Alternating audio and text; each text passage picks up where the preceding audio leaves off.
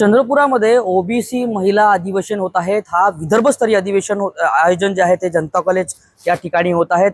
या ओबीसी अधिवेशनामध्ये 11 जिल्ह्यातून विदर्भाच्या महिला मोठ्या संख्येने येणार आहे आणि या ठिकाणी ओबीसी समाजामध्ये ज्या महिला संदर्भातल्या ज्या गोष्टी आहेत त्या सगळ्या ठरावत असणार आहे। यासोबतच महिला सक्षमीकरण या गोष्टीवर भर देण्यात येणार आहेत। याची जय्यत तयारी सध्या सुरू आहे आणि आता या सगळ्या या अधिवेशनाचे जे संयोजक आहेत, मुख्य संयोजक आहेत अशोक दिवतळे आपल्यासोबत आहे। अशोक भाऊ, हे जे अधिवेशन होत आहे त्या अधिवेशनाचा नेमका उद्देश काय आहे, काय असणार आहे अधिवेशनात? या अधिवेशनाचा मुख्य उद्देश महिला अधिवेशनातून कोणतेतरी समाजासाठी एक आदर्श आचारसंहिता लागू व्हावी।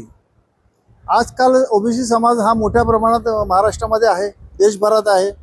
यामध्ये कुप्रथा, परंपरा आणि वेगवेगळ्या अनिष्ट परंपरा असल्यामुळे त्याला कुठंतरी आळा बसावा, यासाठी आदर्श आचारसंहिता कशा प्रकारे लावल्या जाऊ शकते त्याचा निर्णय या अधिवेशनामध्ये होऊ घातला आहे। त्याचबरोबर स्वर्गवासी वैष्णवी हकमणे ताई आहे, यासारख्या अनेक हुंडाबळी ठरलेल्या महाराष्ट्रातील महिला आहेत।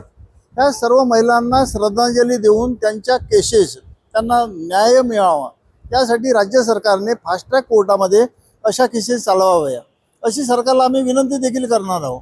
त्याचबरोबर या अधिवेशनाच्या माध्यमातून 2029ला आमदार आणि खासदार या क्षेत्रामध्ये महिलांना जे येऊ घातलेलं 33% आरक्षण आहे प्रत्येक जिल्ह्यामधून, असं नेतृत्व ओबीसी महिलांमधून निर्माण व्हावं ही आमची अपेक्षा आहे।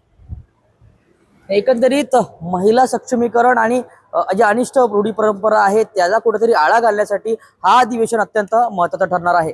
हैदर शेख, न्यूज 18 लोकमत, चंद्रपूर।